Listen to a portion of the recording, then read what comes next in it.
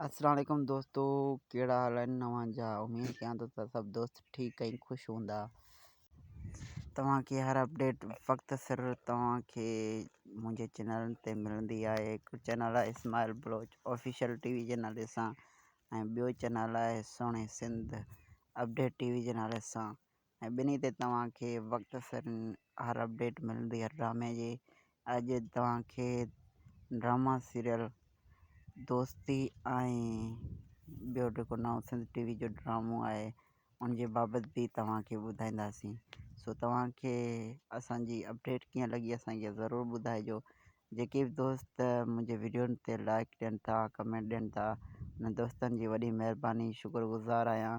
जेके पंहिंजो टाइम कढी मुंहिंजे यूट्यूब चैनल ते वीडियो ॾिसनि था, उन्हनि खे लाइक कनि था, पसंदि कनि था, उन्हनि जो बि वॾियूं महिरबानियूं, कुर्ब उन्हनि जा, महिरबानी के जेको ॾिसनि था। ऐं जेके दोस्त नवां अचनि था उहे चैनल खे सब्सक्राइब करण सां उन्हनि जेको बैलेंस कोन वेंदो, उन्हनि खे वक़्त सिर अपडेट ॾींदासीं हर ड्रामे जी।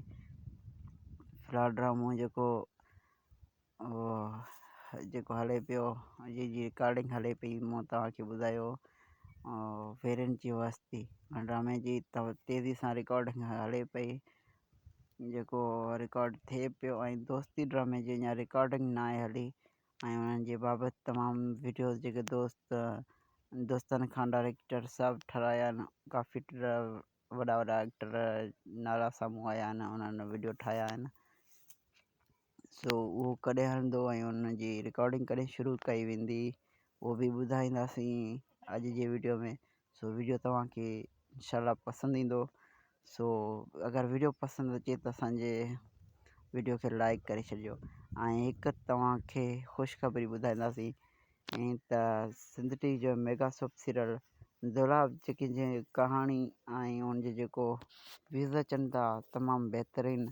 ऐं मूंखे ईअं लॻे थो त जिते आज़म मैंगल खे इन दुलाब जे कास्ट में खयो वियो आहे, इन जी जॻह ते अगरि सिजाउल ख़ान खे यानी हाजन तेवणो खे खणंदा त माशाअल्लाह सुपर हिट रहे हा। ऐं मूंखे ईअं लॻे थो, छो त इन आज़म मैंगल साहब हर कैरेक्टर में सुठो कंदो आहे ऐं हींअर बि सुठो करे रहियो आहे, पर इन जी एतिरी ख़ासि न आहे। ऐं सिजाउल ख़ान यानी हाजन तेवणो हर कैरेक्टर में बि उहो सुठो लॻंदो आहे, एटीट्यूड यानी गुरूर जे कैरेक्टर में हू माशाअल्लाह ज़बरदस्त लॻंदो आहे। सो तव्हांखे हीअ वीडियो कीअं लॻी असांखे ज़रूरु ॿुधाइजो। बाक़ी हर अपडेट जीअं मिलंदी तव्हांखे ॿुधाईंदासीं। दोस्ती ड्रामो फ़िलहालु रिकॉर्डिंग अञा न आहे कई वई। सिंध टीवी जो मेगा सोप सीरियल जे शायदि ऐं ड्रामे बाबति जेको व्यूज़ अचनि था सो तव्हांखे ॿुधाईंदासीं। ऐं मश्किरनि जो जेको ड्रामो हले पियो सिंध टीवी ते, उनजी बि रिकॉर्डिंग तेज़ी सां हली रही आहे ऐं उनजो नालो चेंज कयो वियो आहे। ऐं पहिरीं भॼी जान छॾिया हुयो ऐं हींअर वरी ॿियो नालो रखियो वियो आहे। बाक़ी वेरनि जी वस्ती सुपर हिट ड्रामो आहे, एक्शन सां भरपूर, हजन तेवणो ऐं ज़ुल्फ़कार बुर्दी, काफ़ी सारा एक्टर आहिनि। अस्सलामुअलैकुम पहिरीं प्यारा दोस्त, जीअं त मां अज़ीज़ कमराणी, सिक भरियो सलाम। जिथे बि हुजो ख़ुशि हुजो, शाद आबाद हुजो। जीअं त मुंहिंजे वीडियो ठाहिण जो सिर्फ़ु हिकिड़ो नंढिड़ो मक़सदु आहे त मुंहिंजो पहिरीं प्यारो दोस्त, असांजो बहितरीनु लेखक अदा इनायत अली, जेको बहितरीनु ड्रामो लिखी रहियो आहे दोस्ती, ऐं जंहिंजा डायरेक्टर आहिनि अदा मुस्तफ़ा, वॾियूं महिरबानियूं भाउ मुस्तफ़ा अदा इनायत जूं, जंहिं सिंध जा बहितरीनु आर्टिस्ट खणी करे हिकिड़ो बहितरीनु ड्रामो ठाहिनि पिया था दोस्ती।